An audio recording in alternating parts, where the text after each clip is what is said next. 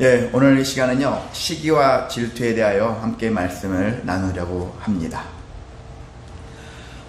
이 세상에 있는 모든 사람들은 시기와 질투가 존재할 거라고 생각이 듭니다. 나는 그런 거 없어 라고 하는 사람조차도 자세히 보면은 없을 수가 없습니다. 인생 살다 보면은 시기, 질투, 모든 것들이 있거든요. 저도 시기, 질투, 남들보다는 저 없다 자신하면서 살았는데 어느 순간 보면은 저도 시기하고 있고 또 질투를 하고 있더라고요. 그런 모습들이 사람들에겐 다 존재한다고 볼 수 있습니다. 그래서 예전에 소설가 중에 김용규라는 그 소설가가 있는데요. 그 소설가가 시기라는 용어와 질투라는 용어를 정의를 내린 바가 있습니다. 시기는요, 자신이 갖지 못한 것을 어떤 가진 사람에 대해서 느끼는 불편한 감정이 시기다, 그렇게 얘기를 하고 있어요. 내가 갖지 못한 것, 특징이 내가 갖지 못했는데 저 사람이 가지고 있어. 그럴 때 나타나는 불편한 감정이 시기다. 그럼 질투라는 것은 뭐냐면요, 나는 가지고 있었어요. 가지고 있었는데 내가 이미 가지고 있는데 어떤 사람이 갑자기 경쟁자가 나타났어요. 근데 그 사람이 그 사람에게 다 뭔가가 넘겨질 것 같은 느낌 있잖아요. 내가 그동안 주목받았어요. 연예인으로 치면은 내가 탑이야. 근데 내가 어느새 밀려나고 새로운 사람이 주목받으면은 그 사람한테 대한 질투가 생기는 것이죠. 예, 그런 마음이란 얘기라고 볼 수 있겠습니다. 그래서 이 질투는 이미 소유하고 있음에도 불구하고 경쟁자로 인해서 나의 모든 것들이 빼앗길까봐 하는 그런 갖는 불편한 마음들이 질투다, 이렇게 얘기를 하고 있더라고요. 자, 어찌됐든 시기와 질투는 어떤 것과 관련되어 있냐면은 소유와 관련되어 있다. 소유, 가졌냐 안 가졌냐, 가진 것을 빼앗기냐, 하여튼 소유와 관련되어 있는 감정이 바로 시기와 질투라고 볼 수 있는 것입니다. 그래서 시기와 질투는 어떤 면에서는 긍정적으로 여기면 좋은 에너지가 될 수 있거든요. 동기부여가 될 수 있습니다. 저 시기하는 마음과 질투하는 마음 가지고 어떤 사람이 1등해서 그 나도 열심히 해서 1등 해야지, 이런 마음 가질 수 있잖아요. 저 사람이 내가 1등 했어. 근데 밑에 있는 다른 친구들이 열심히 해서 너 쫓아오려고 그래. 그래? 그럼 난 더 열심히 해야지. 이런 마음으로 갈 수도 있잖아요. 오히려 긍정적으로 여기면은 충분히 이 시기와 질투를 자기 성장에, 더 풍성함의 그런 길로 나아가게끔 하는데 동기를 부여할 수 있으나, 현실은 많은 경우 대부분 사람들은 어떻게 사용합니까? 시기와 질투로 인해서 망하는 길로 사용하고 있다는 것입니다. 그래서 어떤 사람들 대부분이 분노하는 마음 같죠? 미워하는 마음 같죠? 미움, 다툼, 시기, 질투, 이렇게 여러 가지 부정적인 용어들이 많지 않습니까? 여기에 부합하는 마음을 가지고 살아가는 것이 일반 사람들의 모습이라는 것입니다. 그래서 그것이 심해지면 자기 자신부터가 불편한 마음이 나중에 우울한 마음으로 불면증으로, 때로는 어떤 살인 충동까지도 일으키는 그런 마음으로 가는, 이 불편한 마음들은 여기까지 이르게 만들거든요. 그래서 범죄를 하지 않고서는 못 견딜 수밖에 없는 상황까지 이르게 하는 것이 이 시기심, 이 질투심이다 라고 볼 수 있습니다. 그런 것처럼 우리가 시기, 질투를 지혜롭게 잘 사용하는 사람들은 있겠으나 대부분은 불편하게, 부당하게, 안 좋게 사용하기 때문에 가능하면 시기, 질투를 하지 말자. 우리가 그럴 능력이 없으니까, 지혜롭게 능력있게 사용할 수 있는 능력이 떨어지니까, 그래서 기왕이면 시기, 질투를 하지 말자라는 것이 그래서 주장되어질 거라고 볼 수 있습니다. 자, 오늘 있는 말씀은요, 창세기 29장과 30장에 있는 말씀들의 내용들은 시기와 질투가 참 난무한 그런 모습들을 여과 없이 보여주고 있는 장면들이 많이 나와 있습니다. 예, 야곱과 야곱의 아내들, 이 관계가 바로 그러한 전형적인 모습들을 보여주고 있는 것입니다. 자, 야곱은 아립답고 고왔던 라헬에 집착을 했죠. 집착을 했어요. 이 여자를 잊어만 있으면은 나는 7년간 일을 해도 7년을 며칠처럼 여길 수 있는 그런 상태로 나는 일할 수 있어, 이런 마음으로 일을 했던 거죠. 그래서 7년간 일했고요. 그래서 결혼을 하려고 했습니다. 그래서 결혼식 날까지 됐잖아요. 자고 일어났던지, 근데 엉뚱한 일이 발생했죠. 라헬인 줄 알았더니 레아였던 것이죠. 어찌 모를 수 있느냐 그렇다 하는데 전통에 따르면 결혼식 날 합방하기 전에 술을 잔뜩 먹었기 때문에 누가 누군지 구분도 못하고 그렇게 잠자리를 했다고 하는 얘기가 있습니다. 자, 그렇게 해서 이렇게 라반은 사이를 처음부터 이렇게 속이고서 이렇게 시작을 합니다. 나중에 이제 아침에 잠자고 나니까 내 옆에 있는 여자가 라헬이 아니었던 것이죠. 그래서 삼촌한테 장인한테 따졌더니 이래저래 여러 가지 핑계를 댑니다. 핑계를 대면서 그래서 야곱한테 그럼 다시 라헬을 얻으려면 7년간 더 일해라. 그렇게 해서 7년을 일하는 조건으로 그래서 열심히 일을 하죠. 그래서 혹자는 대충 들으면은 라헬과는 14년 후 얻었구나 이렇게 생각할 수 있겠지만 성경은 그렇지 않고 일단 레아랑 결혼한 다음에 일주일 후에 결혼을 해요. 조건을 먼저 하는 거죠. 결혼부터 하고 7년을 더 연장을 하는 거죠. 자, 이런 식으로 결혼을 했습니다. 자, 이렇게 장인 라반의 속임수, 사이도 지지 않아요. 사이도 끝까지 라헬을 집착한 결과, 이 결과는 어떤 결과를 초래했느냐? 앞서 말씀드린 것처럼 두 자매, 두 딸의 두 아내 시기와 질투가 난무하는 모습으로 변질되어 갔던 것을 볼 수 있습니다. 자, 레아가 그래도 다행이라고 좀 표현은 그렇고요. 레아가 사랑받지 못했던 레아가 하나님께서 은혜를 주셔서 4명의 아들, 잘 알다시피 르벤, 시몬, 레위, 유다, 이 4명의 아들을 연달아서 아들을 낳게 했습니다. 근데 그들의 이름을 보면은 레아가 얼마나 아들 낳고서 마음에 응어리진 것들이 있었는지, 그것들이 풀어졌는지 볼 수 있어요. 르벤을 보면 자 보라 아들이다 라고 얘기하고 있어요. 시몬을 보면은 하나님께서 들어주셨다는 거예요. 내 마음을 들어주셨다는 얘기겠죠. 자, 세 번째는요, 레이죠. 이제 내 남편과 내가 연합되었다. 아들 3명이나 낳았으니 남편을 자기가 완전히 이제 자기랑 하나 되었다라고 생각할 수 있는 마음을 갖게 된 것이겠죠. 유다 4명까지 낳으니까 마음에 엄청 기뻐요. 하나님께 찬송하는 마음을 품게 되어져요. 이런 모습으로 갖게 되어지죠. 그러니까 우리 레아 입장에서는 참 사랑받지 못한 여인의 그런 마음 상태가 얼마나 힘들었는지 그것을 알 수가 있습니다. 자, 근데 그걸로만 끝났느냐? 그것이 아니라 그걸로 인해서 상대적으로 라헬은 분명히 내 남편 야곱은 나를 더 사랑하는데 지금 나한테는 한 가지 딱 안 되는 게 임신이 안 되는 거예요. 왠지 이상하게 임신이 안 되는 거죠. 그래서 임신이 안 된 끝에 30장 1절에 있는 말씀처럼 남편한테 투사를 하는 거예요. 남편한테 따지는 거예요.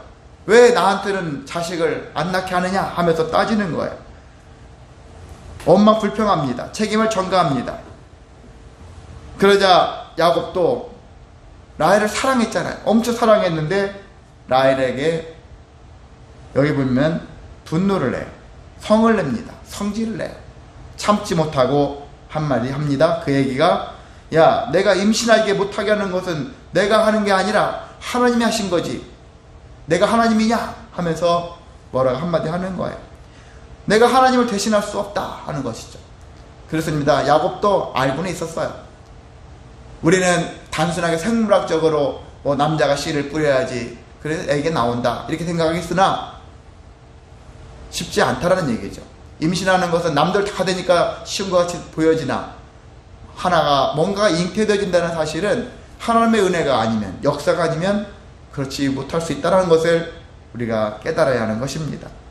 우리가 봤을 때 다 다 그냥 저절로 아무거나 다 되는 것 같지만 돌이켜보면은 저절로 되는 것은 하나도 없다. 우리 인생은 그래서 다 기적이라고 볼 수 있는 것입니다. 내 삶은 기적이다.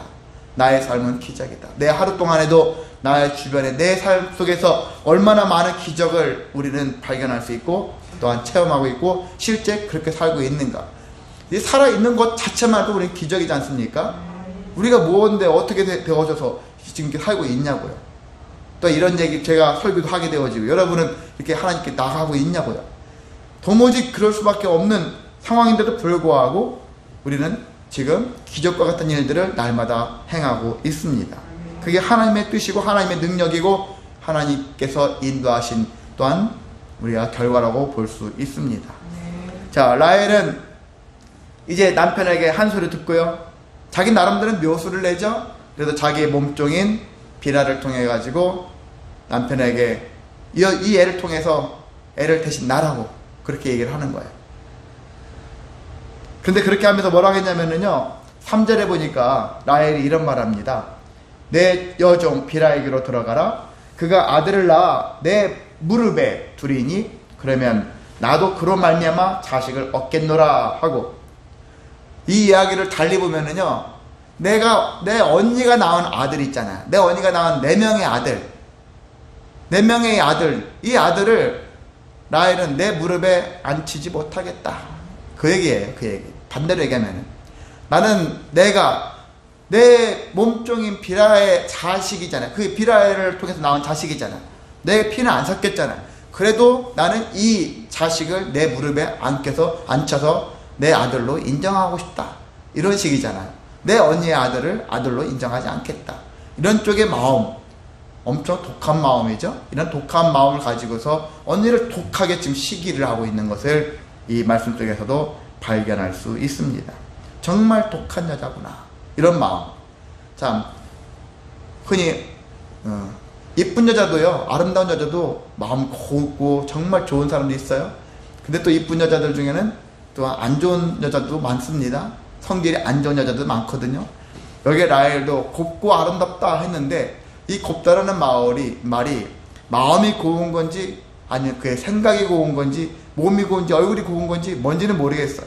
근데 아무래도 외모적인 측면에서 접근을 할 때 얼굴은 예뻤으나 시기심이 그만큼 역설적으로 엄청 많은 그런 라헬이라는 것을 말씀에서 발견할 수가 있는 것입니다. 자, 그러면 근데 언니가 4명을 낳고서 잠시 더 이상 아기가 안 생기는 거예요. 그러니까 레아도 자기 생각할 때 잘못했다가는 주도권이 자기 여동생의 주도한 대로 그것이 흘러갈 것 같아. 내 남편 야곱이 이쪽으로 흘러갈 것 같아. 그래서 이 레아도 지혜를 짜서 자기 여동생이 하던 짓을 합니다. 자기의 몸종인 실바를 통해 가지고 자식을 낳죠. 그래서 그 자식을 통해서 또 2명을 낳습니다. 그렇게 해서 나왔는데, 그런 과정들을 보면서 우리는 참 자매들끼리 더 오순도순 잘 살 수도 있음에도 불구하고 그 길보다는 시기와 질투가 난무하는, 시기와 질투로 얼룩진 결혼 생활을 하고 있구나 라는 것을 또 말씀에서 발견할 수 있습니다. 자, 어찌되었든 결과적으로 본다면은요, 자, 라헬은 나중에 난산이 됐어요. 베냐민을 낳았을 때 요셉을 낳고 베냐민까지 낳았어요. 그래서 낳았는데 베냐민을 낳을 때 난산 끝에 낳았죠. 그랬는데 결과적으로는 죽었어요. 죽고 그리고 베들레헴 길에서 장사가 되었다. 흔히 얘기해서요, 막벨라 굴 아시죠? 아브라함이 은 400세겔을 주고 산 막벨라 굴에 아브라함과 사라가 거기에 안장되어 있고, 그들의 아들인 이삭과 리브가가 안장되어 있고, 또 야곱도 나중에 이곳에 안장되어 있고요. 근데 이곳에 안장된 여인이 누구였을까? 야곱의 4명의 여자들 중에서 이 막벨라 굴에 안장된 여자는 누구였을까? 우리는 이제 성경 공부하다 보니까 이제 애들도 알게 되어졌는데, 그렇습니다. 레아입니다. 레아가 야곱에게서는 라헬이 여기 누워있었으면 좋겠었겠죠. 사랑했었으니까. 그런데 성경의 기록에 따르면 라헬은 길거리에서 죽어가지고 베들레헴 길가에 묻혀지는 그러한 인생이 되었고요. 야곱이 그다지 사랑하지는 않았던 여자였지만 레아가 야곱 곁을 끝까지 죽어서 지키는 그런 묘한 일들을 볼 수 있습니다. 어떤 사극과 같은 일들을 보잖아요. 그런 것 같이. 이제 그런 건데, 이렇게 시기 질투는 특히 라헬의 제가 봤을 때는 시기 질투가 더 극대화된 인물이라고 봤었을 때, 이 시기 질투의 결과가 무엇입니까? 쓸쓸하게 막이 내려지는 그런 모습들이 그려지는 것을 이 말씀에서 또한 찾을 수 있습니다. 자, 이런 과정 속에서 우리는 생각해 봅니다. 서양 속담에 이런 속담이 있는데요. 사랑하는 자의 마음속에는 천국이 있고 질투하는 마음속에는 지옥이 있다 라는 얘기가 있어요. 사랑하면은 내 안에 내 마음에 내 삶이 천국이에요. 사랑하는 마음이 있으면 다 천국이 됩니다. 질투하는 마음이 있으면 지옥이 따로 없습니다. 그게 바로 지옥이다. 그래서 어떻게 보면 천국이 이 땅에서 만들어질 수 있어요. 지옥도 만들어지는 것을 볼 수 있습니다. 어떤 마음을 품느냐에 따라서, 내가 내 생각이 내 마음이 어떤 것을 갖느냐에 따라서 똑같은 상황이 돼 어떤 사람은 지옥과 같은 인생을 살고 있고요, 어떤 사람은 천국과 같은 인생을 살고 있습니다. 어떤 사람들이 나한테 지옥을 줄 수도 있겠죠, 천국을 줄 수도 있겠죠. 근데 가장 우리가 제일 힘써야 될 것은 내 자신이 지옥도 만들어내고 내 자신이 천국도 만들어내는 그런 경우가 훨씬 많다는 것입니다. 그래서 항상 내 자신을 돌아보아야 되는 것이죠. 나는 지금 어떤 마음으로 살고 있는가, 미움, 다툼, 시기, 질투 이런 거 가지고 살고 있는가, 그걸 다 내려놓고 정말 하나님이 원하시는 방식대로 내가 살고 있을까, 이 자신들을 우리가 자신을 돌아보아야 하는 것입니다. 그래서 우리가 사람의 마음에 시기심, 이 질투심이 일어나면은 우리 마음속에 평안이 사라진다는 것들을 깨닫고 이런 것들을 가능하면 행하지 않는 그런 마음으로 나아가야겠습니다. 자, 시기와 질투에 대해서는 여기 라헬과 레아뿐만이 아니라 성경 곳곳에서도 일어나는 것을 발견할 수 있는데요. 그중 첫 번째가 하나가 최초의 살인사건도 결국은 시기 때문에 그렇다. 가인이 아벨을 쳐 죽인 것, 왜 내 제사를 안 받으시는데 하면서 어떻게 보면 경쟁자인, 예배도 참 경쟁하죠. 경쟁자인 아벨을 들러 불러내어서 동생을 쳐 죽이는 그런 모습들, 그것도 시기거든요. 시기와 질투의 그런 모습들로 점철되어서 살인으로까지 이어지는 것들이 나와 있고요. 그리고 나중에 야곱이 라헬을 통해 낳은 자식이 있죠. 요셉이 17살 때 두 가지 꿈 얘기를 했지 않습니까? 그 얘기 했었을 때 형들이 엄청 불편했죠. 야곱도 그래 철이 없는 것이죠. 형한테 할 말과 하지 말아야 될 말들이 있는데 자기 좋아가지고 자랑스러운 마음이 막 생기면서 이건 분명히 형들과 나의 관계일 거야 하는 마음, 당사자들인데 그럼 하지 말아야죠. 근데 그것을 함으로 인해서 나중에 꿈꾸는 자가 온도다 하면서 들에서 요셉이 오는 것을 보면서 이렇게 비아냥거리면서 결국은 죽일 생각도 해보고 결국은 은 20에 팔아먹는 일을 그렇게 만들게 되어진 것도 결국 요셉이잖아요. 요셉이 그렇게 하게 만들었습니다. 그런데 집안 전체적으로 이런 시기 질투가 계속 여기저기서 툭툭 터져 나오는 것을 볼 수 있습니다. 그런 것처럼요, 우리가 요셉을 시기해서 상인에게 팔아버리는 것처럼 이런 모습처럼 시기가 난무하는데, 우리가 신약으로 온다면은 예수님 사건도, 예수님의 십자가 사건도 결국은 시기 사건이라고 볼 수 있는 것이죠. 자, 빌라도가 재판을 했잖아요. 예수님을 앉혀놓고 예수님에게 재판을 합니다. 예수님을 재판을 했었을 때 예수님에게서 죄를 발견할 수 없었어요. 그래서 이것은 무슨 사건일까? 결국은 대제사장, 종교 지도자들의 시기심이다 라는 사건으로, 질투겠죠? 그들은 기득권자였으니까 질투 사건으로 접근해서 시기와 질투로 인한 것이다.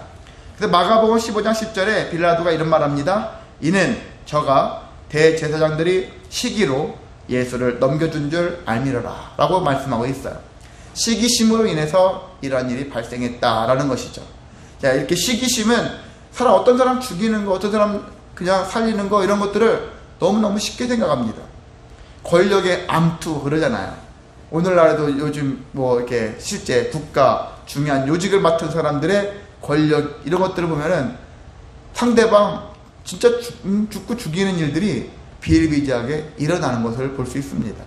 옛날 조선시대나 살것들을 보면은 사람 쉽게 죽이는 것 같은데 오늘날은 그런 일이 없어 라고 하는데, 오늘날에도 어찌 되었든 인격살인을 비롯해서 이러한 측면들로 사람들이 참 잔인하다.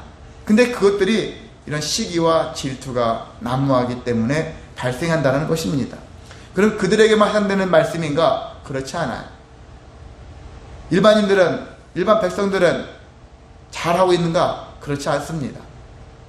우리 가정만 돌아보아도, 여러분의 가정만 돌아보아도 시기심과 질투심이 끊임없이 존재한다는 것을 발견할 수 있습니다. 그만큼 시기와 질투는 어느 곳에나 있어요. 누구에게나 있어요. 특정한 자에게 해당되는 게 아니라 우리 모두에게 해당되는 일입니다. 교회를 오면은 그런 건 없겠지. 교회에 그런 거 있겠어? 천만입니다. 교회에도 많습니다. 너무 안 될 정도로 많은 게 또한 시기의 질투의 모습인 것입니다. 오죽했으면 야고보가 한마디 했겠습니까? 예수님의 동생이 야고보서 3장 14절에서 16절에 이 말씀이 있는데 읽어드리겠습니다. 너희 마음속에 독한 시기와 다툼이 있으면 자랑하지 말라. 이러한 지혜는 위로부터 내려온 것이 아니요 세상적이요 정욕적이요 마귀적이니 시기와 다툼이 있는 곳에는 요란과 모든 악한 일이 있음이니라 라고 말씀하고 있습니다. 시기인데, 제가 앞서도 라헬을 독한 시기다 라고 했는데, 지금 야고보도 시기인데 독한, 너무 과한 시기가 너무 독해요. 이 독한 시기가 나중에 분쟁을 일으키고 다툼을 일으키고 그 나중에 혼란을 일으키고, 그래서 여러 가지 문제를 이야기한다는 것을 그렇게 얘기하고 있는 것입니다. 그래서 이런 시기심, 질투심 이런 것들이 있으면 자랑하지 말라는 얘기잖아요. 요셉은 자랑했잖아요. 꿈을 꾸고서 자기를 자랑하기 위해서 이것이 상대방의 어떤 감정을 일으키는지를 미처 깨닫지 못하고 자기 자랑에 취해가지고 함부로 자기의 꿈을 자랑했다가 나중에 팔려가는, 물론 이것도 하나님의 과정이고 역사고 하나님이 인도하신 거라 할지겠지만은 선하게도 되어줄 수 있는 부분들이 많은데 결과적으로는 우리가 이렇게 연약한 존재다, 한 치 앞도 내다보지 못하고 자랑을 일삼는 그런 모습 속에서 우리는 시기 질투가 유발되어지는 일들을 많이 경험하고 있는 것입니다. 자, 이런 것들이 하늘에서 지혜 위로부터 내려오는 것이 아니라고 했어요. 세상적이다, 정욕적이다, 마귀적이다. 그들의 유혹과 그들의 꾀임에 우리가 놀아나고 있다는 얘기죠. 지금도 부부싸움 하고 있는 가정들이 있겠죠? 지금 이 시간에도. 그렇다면은 결과적으로 마귀에게 놀아나는 것입니다. 세상적인 것이죠. 정욕적인 것이기 때문에 이러한 현상이 발생하고 있는 것이라고 볼 수 있는 것입니다. 우리는 이렇게 수시로 많이 유혹당해요. 그래서 중요한 것은 더 빨리 회복되어지는 것. 아차, 우리가 또 속았구나. 우리는 매번 속아요. 근데 속았는데 이 속은 것을 계속 유지하면서 계속 속아나는 사람이 있거니와, 그래서 어떤 사람은 그것을 빨리 깨우치고 빨리 이 마귀의 유혹으로부터 벗어나야 되겠구나. 그래서 미움 다툰 시기 질투를 벗어버리고 은혜의 길로 나아가는 그런 영혼들도 있는 것입니다. 그런 면에서 여기 야곱의 이 아내들은 그런 면들이 좀 부족했다. 서로가 합력해 선을 이루는 길보다는 시기 질투의 마음을 가지고서 인생을 거기에다가 에너지를 쏟아요. 얼마나 피곤합니까? 스스로가 늘 지옥과 같은 일상으로 만들어가는 것이죠. 서로가 잘하면 좋았을 건데. 그런 면들, 나름대로 또 좋은 면도 있었겠죠. 왜냐하면은 르우벤이 들에 나가서 화판채라는 것, 체험제로 쓰는 화판채라는 식물인가를 갖고 왔어요. 그것을 통해서 라헬이 그것을 욕심내어가지고 그거 나한테 줘라, 언니한테 그러잖아요. 주면 오늘 밤 내 남편과 잠자리를 할 수 있게끔 내가 양보할게. 이런 걸로 봤었을 때는 서로가 잠자리하는 날짜가 정해져 있는 것 같아요. 그런 순번이 정해져 있는 것 같습니다. 그래서 어느 정도는 또 이렇게 순번이 있는가 모르겠으나, 자, 전체적으로 봤을 때는 시기와 질투가 난무했던 인생들. 그렇습니다. 우리도 오늘 돌아봤을 때 우리 안에는 과연 이런 면들이 얼마큼 있을까? 그래서 전혀 없을 수는 없지만 시기하는 마음, 질투하는 마음. 저도 목회하다가 제 동기가 저보다 만약 저 더 잘 나간다, 그럼 저도 시기가 생길 겁니다. 그렇지 않겠습니까? 그런 것처럼 희한하게 교회 안에서도 우리 교회 보험하시는 분들이 있으신데, 만약에 보험하는 다른 보험사가 더 잘 된다, 그럼 시기심이 나는 거예요. 다른 사람이 잘 되는 것에서는 시기심보다는 부러움에 좀 가깝겠죠. 근데 희한합니다. 동종 업계에 있는 사람들일수록 더 시기심이 나는 것은 어쩔 수 없는 현상 같습니다.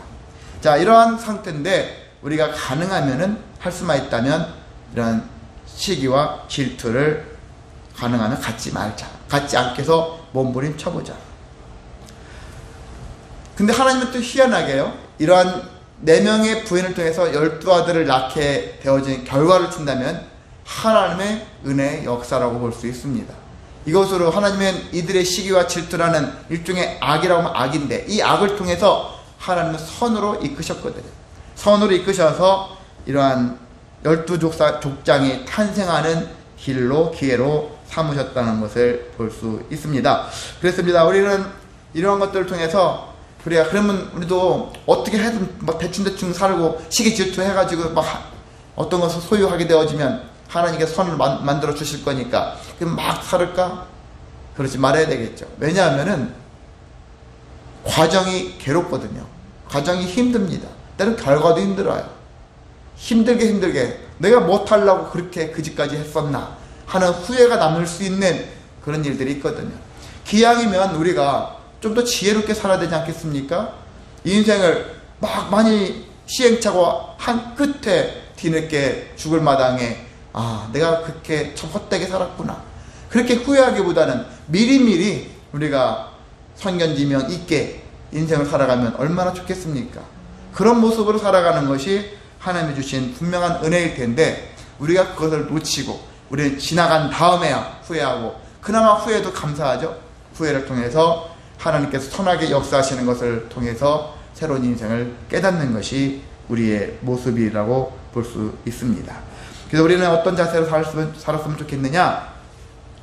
원하는 것을 꼭 소유해야만 행복한 것이 아니다 라는 것을 우리가 다시 한번 기억해야 합니다.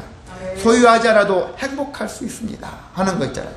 때는 돈이 없어도, 때는 건강을 잃었어도, 내가 원하는 것이 그려지지 않을지라도 감사할 수 있는 마음, 행복한 마음을 품을 수 있는 마음, 이런 것들이 더 중요하다는 사실이거든요. 그것은요, 사실상 하나님 한 분만으로도 만족한다는 사실을 우리가 체험했었을 때 가능할 수 있는 마음이거든요. 정말 하나님이 한 분만으로 만족하는 마음을 가진 자들은요, 세상 사람들이 어떤 걸 가지고 있어도 전혀 부러움이 없어요. 없을 수가 있습니다. 나는 하나님을 가졌는데, 최고의 하나님을 가졌는데 내가 저들의 그 소유를 내가 부러워할 이유가 없거든요. 그래서 진짜 그런 마음을 가지는 사람들도 없지 않아 있습니다. 그럴 때 저 사람한테 에이 거짓말 추궁을 하려고 그래요. 그런데 정말 하나님을 한 분만이라도 만족하는 사람은 다른 사람이 가지고 있는 것에 대해서 마음이 흔들리지 않습니다. 근데 하나님에 대한 소중함을 잃어버리면 곧 흔들리고 시기 질투심으로 나아가는 것입니다. 목사도 마찬가지죠. 늘 하나님 한 분으로 만족해야 될 목회자가 그 마음을 잃어버리면은 다 미움, 다투, 시기, 질투로 변해지는 그런 건 한순간이라는 것을 또한 우리가 경험할 수 있습니다. 그런 것처럼 우리는 물론 시기, 질투 있어야 되죠. 하나님도 우리한테 말씀하셨죠. 나는 질투하는 하나님이다. 하나님도 이렇게 말씀하셨잖아요. 근데 그때의 그 질투라는 것, 시기라는 것은 나쁜 쪽의 시기 질투가 아니거든요. 욕심, 교만하기 위한 시기 질투가 아니거든요. 선하게 이끄시기 위한 시기 질투거든요. 그런 것처럼 우리가 이 시기 질투 무조건 용도 폐기하면 안 되겠지만 서두에 말씀드린 것처럼 나에게 유익하게, 모두에게 유익한 시기 질투로 바꿔 나가야 되겠죠. 그런 것이 자신이 없다면 시기 질투의 마음을 가능한 품지 않고, 그래서 나에게 주어진 하나님의 은혜대로 살아가는 삶, 이것이 우리에게 주신 은혜의 삶이라고 볼 수 있습니다. 그래서 우리가 여러 가지 감정들이 오갑니다. 하루에도 정말 몇십 가지 그 이상의 감정들이 오갈 때 그 감정을 하나님께 맡기고 하나님께서 이끄시는 대로 나의 삶을 들여섰을 때 우리에게 진정한, 세상이 줄 수 없는 평안이 넘치게 될 줄을 믿습니다. 평안하시기를 소망합니다. 하나님의 은혜 가운데 거하는 저와 여러분 되시기를 주님의 이름으로 소망하고 축복합니다.